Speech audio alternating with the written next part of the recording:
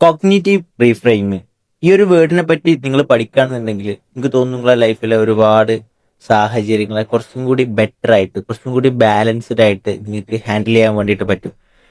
നമുക്കൊരിക്കലും നമ്മളെ ലൈഫിൽ നെഗറ്റീവ് ആയിട്ടുള്ള സംഭവങ്ങൾ സംഭവിക്കരുത് എന്ന് വാശി പിടിക്കാനൊന്നും പറ്റൂല. പല രീതിയിൽ പല ആളുകളിൽ നിന്ന് പല സിറ്റുവേഷനിലൂടെ ഒക്കെ നമ്മൾ കടന്നു പോകുന്ന സമയത്ത് പലപ്പോഴായിട്ട് നമുക്കിഷ്ടപ്പെടാത്ത അല്ലെങ്കിൽ നമ്മളുമായിട്ട് പൊരുത്തപ്പെടാത്ത പല സാഹചര്യങ്ങളിലൂടെ നമ്മൾ കടന്നു പോകേണ്ടി വരും. ഇതാണ് നമ്മളെ ലൈഫിനെ ഏറ്റവും കൂടുതൽ വേദനിപ്പിക്കുന്നതും ഇതാണ് നമ്മളെ ലൈഫിലെ ഏറ്റവും കൂടുതൽ നെഗറ്റീവ് ആയിട്ടുള്ള ചിന്തകളിലേക്കും ഓവർ തിങ്കിങ്ങിലേക്കും ഒക്കെ എത്തിക്കുന്നതായിട്ടുള്ള ഒരു കാര്യം. അപ്പം ഈ ഒരു സിറ്റുവേഷനിലൊക്കെ നിങ്ങൾക്ക് കുറച്ചും കൂടി ബെറ്റർ ആവാൻ വേണ്ടിയിട്ട് കുറച്ചും കൂടിയൊക്കെ ബെസ്റ്റ് ആയിട്ട് ചിന്തിക്കാൻ വേണ്ടിയിട്ട് സഹായിക്കുന്ന ഒരു വാക്കാണ് കോഗ്നിറ്റീവ് റീഫ്രെയിമിംഗ് എന്നുള്ളത്. ഞാൻ ഇതിനെക്കുറിച്ച് കുറച്ചും കൂടി പറഞ്ഞുതരാം. അതായത് ഇപ്പം എൻ്റെ ലൈഫിൽ ഒരു നെഗറ്റീവ് ആയിട്ടൊരു ഇൻസിഡന്റ് സംഭവിക്കാന്ന് വിചാരിക്കുക. ഒരാൾ എന്നോട് മോശമായിട്ട് പെരുമാറാണ്. അപ്പം അയാൾ എന്നോട് മോശമായിട്ട് പെരുമാറുന്ന സമയത്ത് എനിക്ക് അവിടെ രണ്ട് ഓപ്ഷൻസ് ഉണ്ട്. ഒന്നാമത്തെ ഓപ്ഷൻ എന്താന്ന് വെച്ചാൽ ഞാനിങ്ങനെ ചിന്തിക്കുക, ഇയാളെന്ത് മോരടന, ഇയാളെന്ത് മോശപ്പെട്ട വ്യക്തിയാ, ഇയാൾ എന്തിനാ എന്നോട് ഇങ്ങനെ എപ്പോഴും ചൂടാവുന്നത്, ഇയാളിങ്ങനെ എന്തിനാ എന്നോട് ഇങ്ങനെ ബിഹേവ് ചെയ്യുന്നത് എന്നൊക്കെ തുടങ്ങിയിട്ട് ഞാൻ ആളെ പറ്റിയിട്ട് അല്ലെങ്കിൽ ആ ഒരു സിറ്റുവേഷനെ പറ്റിയിട്ട് ഞാനിങ്ങനെ നെഗറ്റീവായിട്ട് ചിന്തിച്ച് കൂട്ടുകയാണെന്നുണ്ടെങ്കിൽ അത് പിന്നീട് മേ ബി അന്നത്തെ രാത്രികത്തെ എൻ്റെ ഉറക്കം, പിറ്റേ ദിവസത്തെ എൻ്റെ ഉറക്കം, അന്നത്തെ ദിവസത്തെ എൻ്റെ ഫാമിലി ടൈം എല്ലാം കൊളാവാനുള്ള ഒരു ചാൻസ് ഉണ്ട് എന്നുള്ളതാണ്. എന്നാൽ ഇതിന് പകരം ഞാൻ എന്ത് ചെയ്യാണ്, ആ ഒരു സിറ്റുവേഷൻ ഒന്ന് റീഫ്രെയിമിങ് ചെയ്യാണ്. എങ്ങനെ? ഇപ്പൊ ഒരു ഉദാഹരണത്തിന് എന്നെ ചീത്ത പറഞ്ഞ വ്യക്തിയെ കുറിച്ചിട്ട് ഞാൻ ഈ രീതിയിൽ ചിന്തിക്കാം. എങ്ങനെ? എന്നാലും എന്തുകൊണ്ടായിരിക്കും എന്നെ ചീത്ത പറഞ്ഞത്?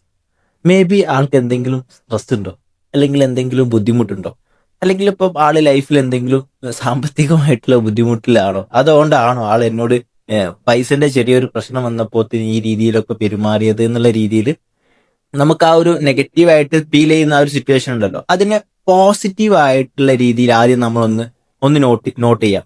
ഇപ്പം ഒരു ഇൻസിഡന്റ് ഉണ്ടായി, നെഗറ്റീവ് ആണ്, ഓക്കെ, ഇറ്റ്സ് ഓക്കെ. എന്നാൽ ആ ഒരു ഇൻസിഡന്റിനെ നമ്മൾ എന്ത് ചെയ്യാണ്, ഒന്ന് നോട്ടീസ് ചെയ്യാണ്. ഈ കാരണം കൊണ്ട് പോസിറ്റീവ് ആയിട്ടുള്ള ഈ കാരണം കൊണ്ടാവാം, ഈ കാരണം കൊണ്ടാവാം, ഈ കാരണം കൊണ്ടാവാം എന്നുള്ള രീതിയിൽ നമ്മൾ അതിനൊന്ന് നോട്ട് ഡൗൺ ചെയ്യുന്നതിനാണ് കോഗ്നിറ്റീവ് റീഫ്രെയിമിംഗ് എന്ന് പറയും. ഇത് നമുക്ക് ആ ഒരു സിറ്റുവേഷനെ കുറച്ചും കൂടി ഒരു ബാലൻസ്ഡ് സ്റ്റേറ്റിൽ കുറച്ചും കൂടി ഒന്നും കൂടി മൈൻഡ്ഫുൾ ആയിട്ട് അതിനെ കൈകാര്യം ചെയ്യാൻ വേണ്ടി സഹായിക്കും എന്നുള്ളതാണ്. അതുപോലെ തന്നെ ആ ഒരു നെഗറ്റീവ് ആയിട്ടുള്ള സിറ്റുവേഷൻ കൊണ്ടുള്ള ഒരു തലവേദന ഉണ്ടാവുമല്ലോ നമുക്ക്, അത് കഴിഞ്ഞിട്ട് കുറെ നേരത്തേക്ക് ആ തലവേദന ഒക്കെ ഒഴിവാക്കാൻ വേണ്ടിയിട്ട് ഇത് ഒരുപാട് സഹായിക്കും എന്നുള്ളതാണ്. അപ്പൊ ഇത് നിങ്ങളൊന്ന് പ്രാക്ടീസ് ചെയ്ത് നോക്കുക. നിങ്ങളെ ലൈഫിൽ എവിടെയെങ്കിലുമൊക്കെ നിങ്ങൾക്ക് നെഗറ്റീവ് ആയിട്ടുള്ള സിറ്റുവേഷൻസ് കടന്നു വരികയാണെന്നുണ്ടെങ്കിൽ അതിനൊന്ന് പോസിറ്റീവ് ആയിട്ടൊന്ന് റീഫ്രെയിം ചെയ്യുക എന്നുള്ളതാണ്. ഇതിനെ ഞാൻ നിങ്ങൾക്ക് ഒന്നും കൂടി നിങ്ങളെ ലൈഫായിട്ട് കണക്ട് ചെയ്തിട്ട് പറഞ്ഞു തരാന്നുണ്ടെങ്കിൽ, ഇപ്പൊ നിങ്ങൾക്ക് ഒരു കുട്ടി ഉണ്ടെന്ന് വിചാരിക്കും. ഒരു ഉദാഹരണത്തിന് നിങ്ങൾക്ക് ഒരു കുട്ടിയുണ്ട്. കുട്ടി രാവിലെ വീട്ടിൽ നിന്ന് പോയതാണ്. വൈകുന്നേരം വീട്ടിലെത്തുന്ന സമയത്ത് ആളാകെ കളിച്ച് മേല് മുഴുവൻ ഫുൾ ചളിയൊക്കെ ആക്കി ആകെ ചളിയിലൊക്കെ ഉരുണ്ട് വന്നതാണ്. നമുക്ക് എന്താ ചെയ്യാൻ പറ്റുമോ? കുട്ടിയെ ഒഴിവാക്കാൻ വേണ്ടിയിട്ട് പറ്റൂലല്ലോ. നമ്മൾ എന്താ ചെയ്യാം? ആ കുട്ടിയെ ഒന്ന് കുളിപ്പിച്ചിട്ട് വീട്ടിൽ കയറ്റൽ നിർബന്ധമാണല്ലോ. അപ്പൊ അതുപോലെ ലൈഫിൽ ആ നെഗറ്റീവ് ആയിട്ടുള്ള ഇൻസിഡന്റ് വേണ്ടാന്ന് പറയാൻ പറ്റൂലോ, കുട്ടിയെ വേണ്ടാന്ന് നമുക്ക് പറയാൻ പറ്റൂലല്ലോ. പകരം നമുക്ക് എന്ത് ചെയ്യാൻ പറ്റും? ആ നെഗറ്റീവ് ആയിട്ടുള്ള ഇൻസിഡന്റിനെ ഒന്ന് കുളിപ്പിച്ചിട്ട് ഒന്നൊന്ന് സെറ്റാക്കിയിട്ട് കുറച്ചൊന്ന് പോളിഷ് ചെയ്തിട്ട് നമുക്ക് എന്ത് ചെയ്യാം, നമ്മുടെ ഉള്ളിലേക്ക് അതിനെ അക്സെപ്റ്റ് ചെയ്യാന്ന് വേണമെങ്കിൽ നമുക്ക് പറയാവുന്നതാണ്. അപ്പൊ ഈ രീതിയിൽ ഒന്ന് ചിന്തിച്ചു നോക്കാം, എങ്ങനെയൊക്കെ എന്റെ ലൈഫിൽ വരുന്ന ഇൻസിഡൻസിന് എനിക്ക് കുറച്ചും കൂടി ഒരു ബാലൻസ്ഡ് സ്റ്റേറ്റിൽ കാണാൻ വേണ്ടിയിട്ട് പറ്റുന്നുണ്ട്. And also it's A practice.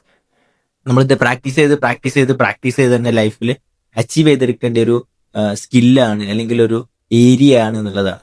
അപ്പം ഇതിനെ കുറിച്ചിട്ട് നിങ്ങളൊന്ന് പഠിച്ചു വെക്കാം. അതുപോലെ തന്നെ ഇതിനെ കുറിച്ചിട്ട് ഒന്ന് പ്രാക്ടീസ് ചെയ്യാം. ആൻഡ് നിങ്ങളെ അഭിപ്രായങ്ങൾ കാര്യങ്ങളൊക്കെ എന്ത് ചെയ്യാം, നിങ്ങൾക്ക് താഴെ കമന്റിൽ അറിയിക്കാം.